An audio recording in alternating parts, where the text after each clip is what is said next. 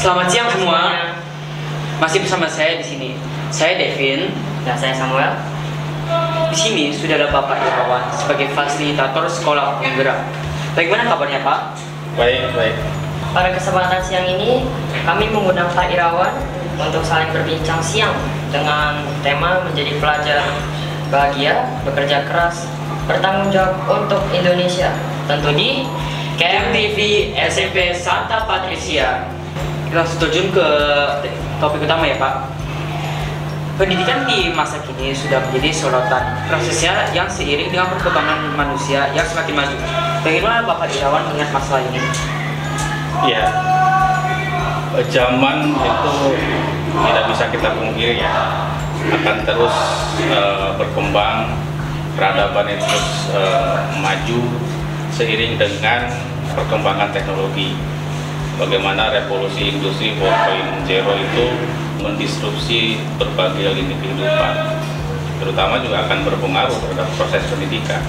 Sehingga jika pendidikan tidak bisa mengikuti perkembangan zaman itu, ya bagaimana nanti produk dari alumni atau lulusan dari lembaga pendidikan itu mampu menjawab tantangan zamannya. Karena pendidikan yang baik atau kurikulum yang baik itu adalah yang menyesuaikan dengan perkembangan zaman.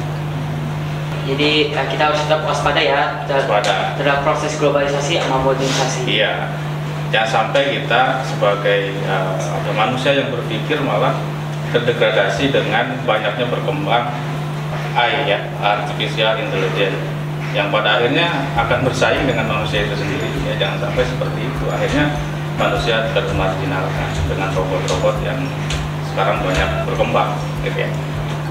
apakah menurut Bapak AI itu atau robot itu sendiri dapat mengalahkan manusia sering perkembangan zaman?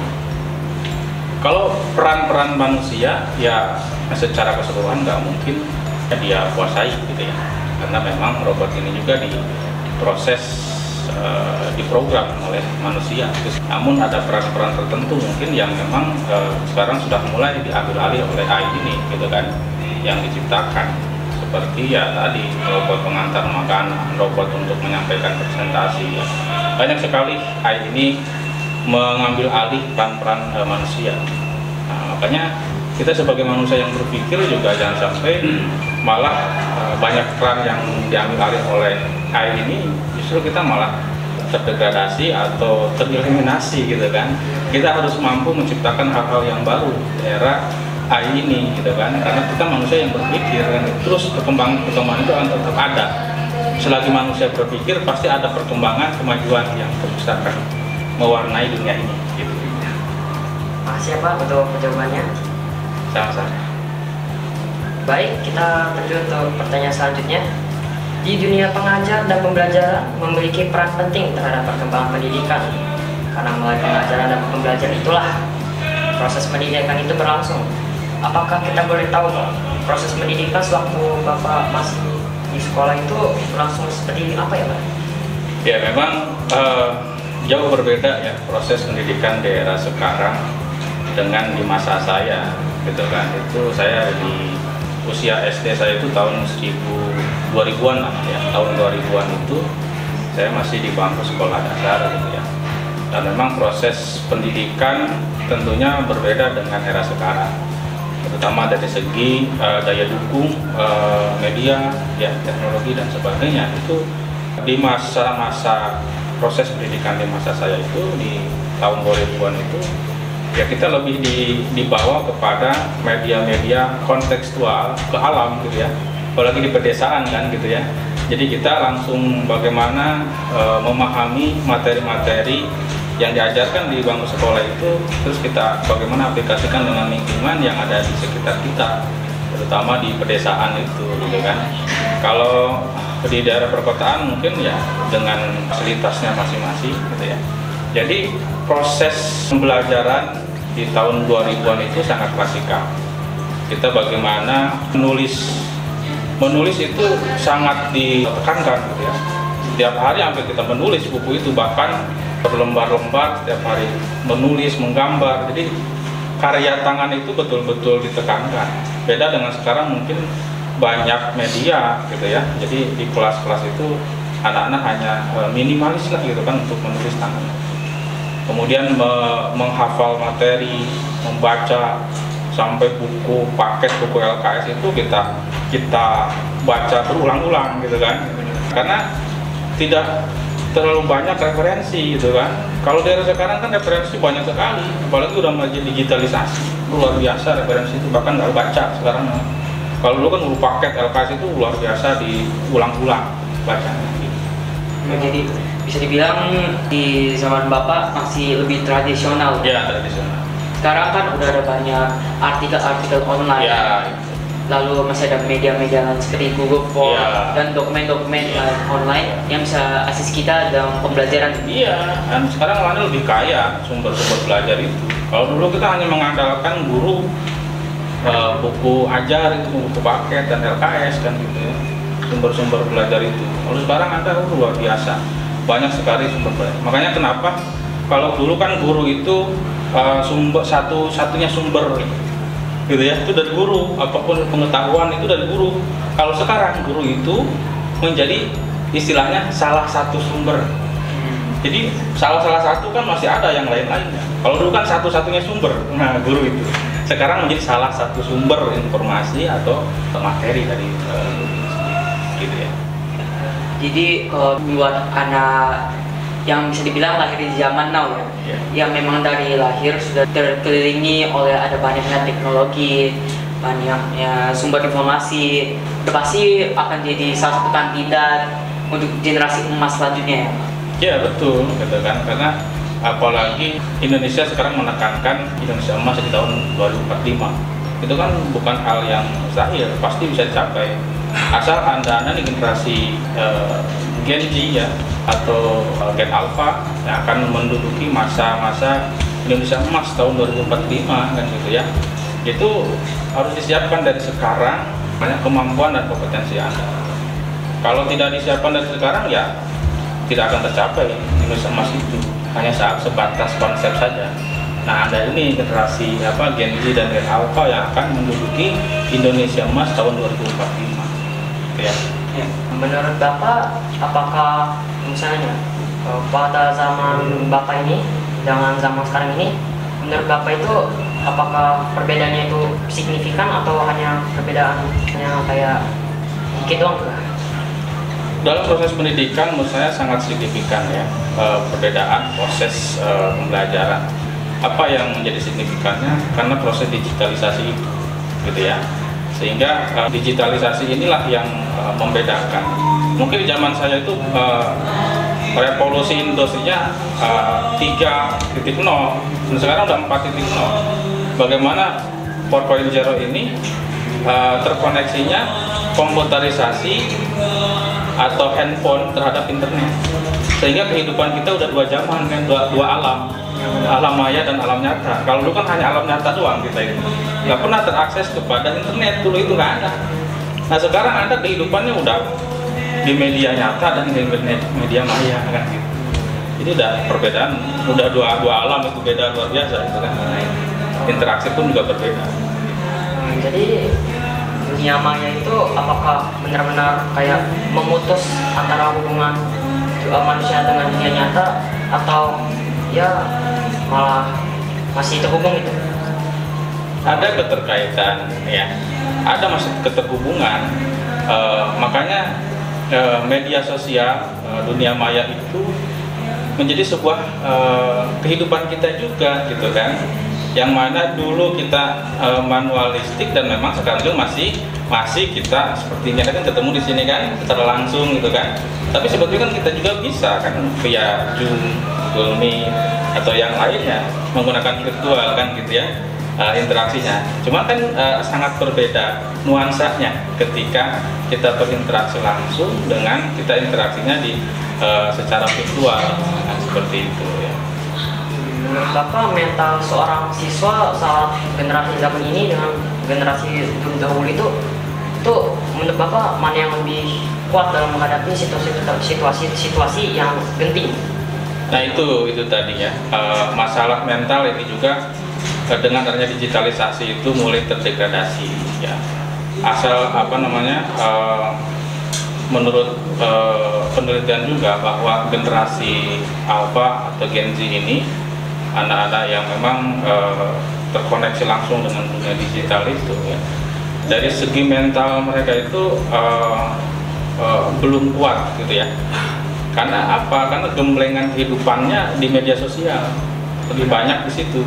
Beda dengan zaman kita, dengan langsung kehidupan nyata, bagaimana kita interaksi 100% lah gitu kan. Kita itu interaksi dengan alam, dengan sekitar, dan kita bermainnya mungkin dengan kampung sebelah, dengan teman-teman kemana gitu ya. Kalau sekarang kan Anda paling kampungnya di mana? Jarang Anda gitu kan bermain di komplek mana sebelah. Mainnya di Facebook, di IG, di YouTube, di Twitter kan, berjauh-jauhan. Sehingga nuansa kebatinannya gitu kan, itu sangat berbeda. Sehingga karakter lebih kuat ketika di zaman saya. Baik, kita akan terjun ke pertanyaan selanjutnya ya Pak. Sebelum karakter lebih kuat, tapi kreativitas itu yang membedakan. Anak-anak sekarang itu lebih kreatif, gitu ya. Ya benar. Dengan adanya digital. Orang itu karena perkembangan teknologi itu, ya, jadi semakin berkembang. Ya, Pak? Semakin memacu anak untuk kreatif, ya.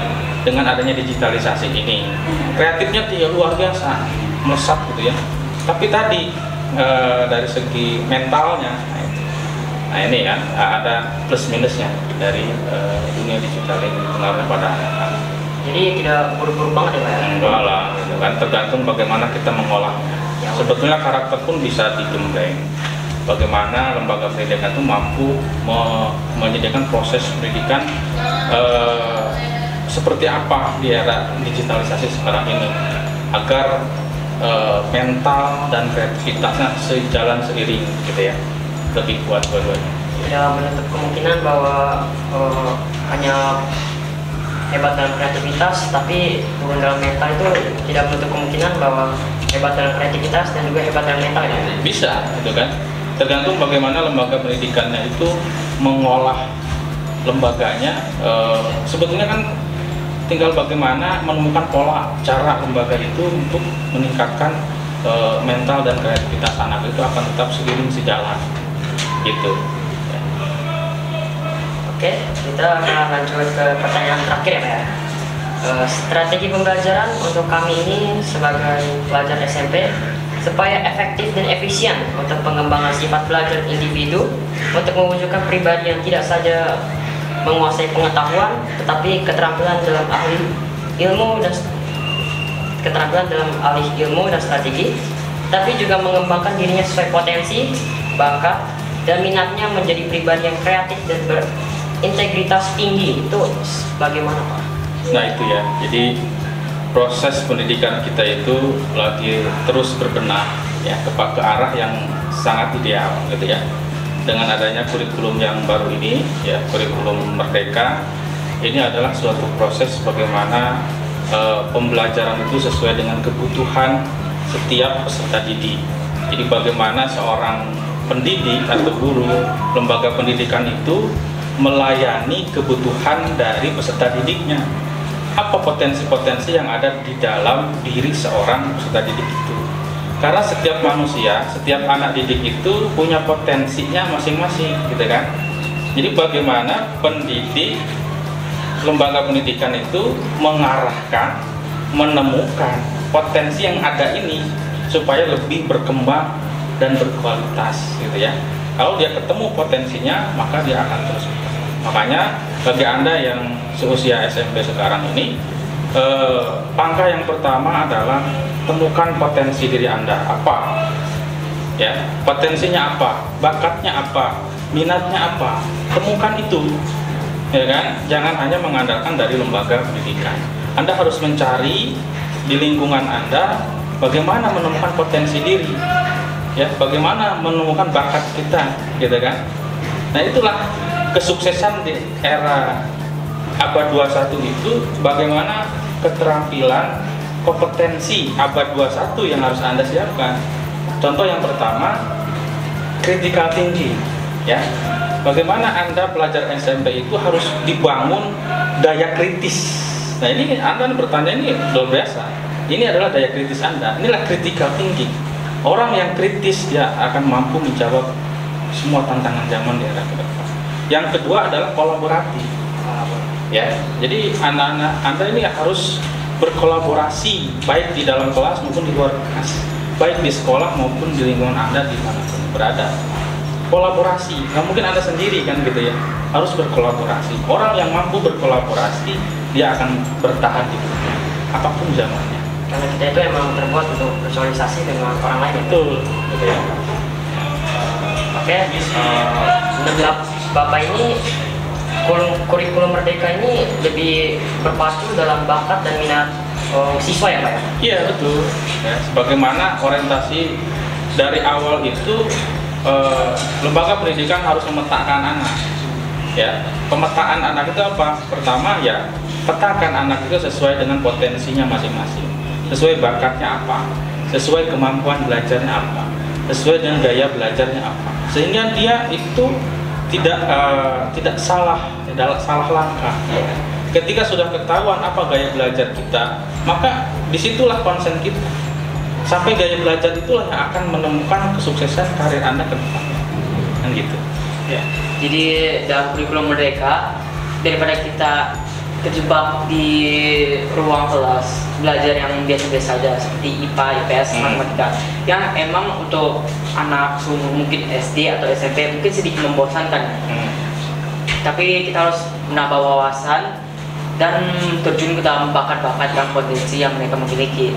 Jadi selain dari cara belajar tradisional, yaitu memperhatikan guru di depan, kita pun juga harus melakukan yang kita inginkan dan melakukan hobi-hobi yang harus tentu ya dikembangkan ya Pak. Iya betul. Bagaimana di dalam kurikulum Merdeka ini kan ada kalau dulu kan hanya intrakurikuler dan ekstrakurikuler, itu konsep pembelajaran itu. Sekarang ada co-kurikuler. Co-kurikuler itu adalah proyek penguatan profil pelajar Pancasila. Disitulah Anda banyak berkreasi ya, kreativitas Anda, bakat, minat, keterampilan Anda itu disalurkan lebih banyak di proyek itu. Ya, itulah arah dari proyek penguatan profil pelajar Pancasila itu dikembangkan di kurikulum Merdeka supaya anak-anak itu tidak hanya kuat dari segi pemikiran, segi teori, tetapi juga kuat dari segi produktivitas, kreativitas, untuk bisa mampu berkreasi, berinovasi, gitu kan ke depan. Jadi ya, dari kecil kan kita sudah diajarkan misalnya sopan santun, baik hati, itu kan sudah biasa kan Pak. Tetapi kan juga kita semua sudah tahu pembentukan karakter utama ada di sekolah Pak. Dan seperti yang Bapak bilang, murid untuk memiliki kemampuan kolaborasi, kemampuan untuk berpikir kritis sudah pasti harus ditentukan dan dikembangkan sejak kita kecil di sekolah kan Pak. Jadi saya ingin bertanya ke Bapak, apakah profil belajar Pancasila khusus untuk mengembangkan karakter dan sifat-sifat anak dari berpikir kritis dan kolaborasi yang tadi Bapak sebutkan? Iya, sebetulnya karakter itulah yang akan kita kedepankan kan gitu ya, sehingga dia mampu bergotong royong, bernalar kritis ya, tadi kreatif gitu ya, berwawasan global. Nah ini profil belajar Pancasila itu adalah nilai-nilai karakter yang harus ditanamkan kepada peserta didik gitu ya. Dari ending sebuah pembelajaran akhirnya adalah karakter yang kuat. Bangsa yang nggak punya karakter ya tinggal tunggu tinggal nama aja kan gitu ya. Tinggal tunggu runtuh ya. Iya, gitu kan, karena kekuatan itu di karakter. Yes. Anda coba cek dah gitu kan, bangsa-bangsa yang negara-negara yang baru merdeka tapi dengan karakter kuat dia bisa dikenal di mana-mana. Contoh Korea ada. Coba itu. Dia punya karakter kan? Ya kan? Dengan karakter apa tuh dia? Dengan banyak yang dia sebar ke dunia ini sehingga dia dikenal di dunia kan. Nah itu contohnya, karena dia punya karakter kebangsaan itu. Kita juga punya karakter kebangsaan. Nilai-nilai profil Pancasila itu kita kuatkan sehingga ciri khas bangsa ini karakternya dari situ muncul ke sana gitu kan. Jadi ya Bapak bilang itu tidak hanya dari kita sendiri kemampuan kita, tetapi juga dari ekosistem kita. Bahwa kita harus ekosistemnya berpedoman dan berakar.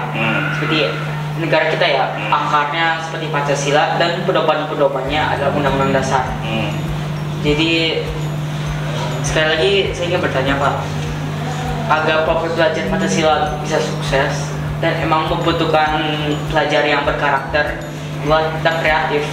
Menurut Bapak proses pembelajarannya harus seperti bagaimana sih? Seperti strateginya, mulai dari kebiasaannya di kelas, praktek-prakteknya, cara numerasinya, dan juga cara literasinya Pak. Oke. Jadi sebetulnya profil belajar Pancasila itu bukan hanya ditanamkan pada nilai-nilai project ya, project yang Anda lakukan di di setiap kegiatan ya, tergantung di sini seperti apa pelaksanaan proyeknya. Juga nilai-nilai itu ditanamkan di dalam proses intrakurikuler bahkan ekstrakurikuler.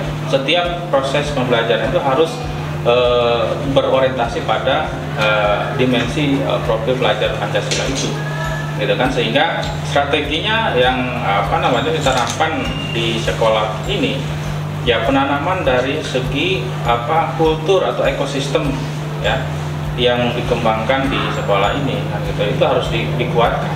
Kalau ekosistemnya tidak terbentuk ya bagaimana akan menanamkan nilai-nilai itu kepada peserta didik, tidak hanya dalam program proyek saja, tidak hanya di dalam kelas saja, tetapi ekosistem kultur budaya yang ada di lingkungan pendidikan ini harus mengeluarkan aura, nuansa, nilai-nilai itu, gitu kan, harus terus diingatkan di setiap sudut lingkungan ini, gitu kan, nilai-nilai itu, dan kita tanamkan sehingga itu akan tersapi ya dalam diri seseorang pendidik.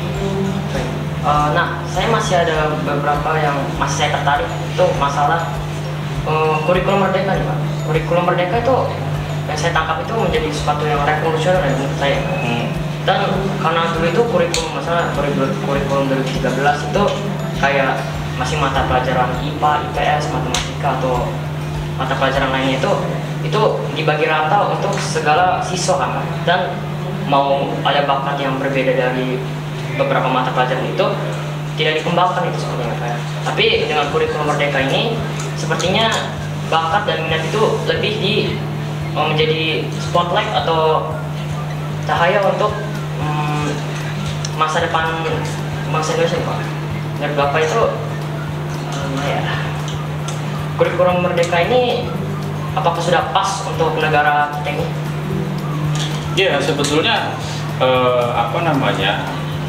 proses pendidikan kita itu terus mengarah kepada hal yang ideal ya, seideal mungkin proses pendidikan itu ya. Salah satunya dengan kurikulum merdeka ini, contohnya tadi bagaimana kita ini proses pendidikan itu melayani kebutuhan anak, anak punya bakat apa, makanya pendidikan juga harus arahkan bakat anak, kemudian dari minat belajarnya, dari kemampuan belajarnya, dari gaya belajarnya, itu kan spesialisasi nantinya kan, sehingga kita mengajar itu tepat sasaran sesuai dengan apa yang dibutuhkan oleh anak, tidak disamaratakan ya. Kalau kurikulum sebelumnya mungkin disamaratakan, yang penting tersampaikan udah selesai. Kalau sekarang tidak, apa yang diinginkan oleh anak, sampai mana kemampuan anak, itulah yang harus kita arahkan. Makanya ada proses namanya pembelajaran berdiferensiasi ya. Diferensiasi itu bagaimana pendidikan di antara perbedaan setiap anak,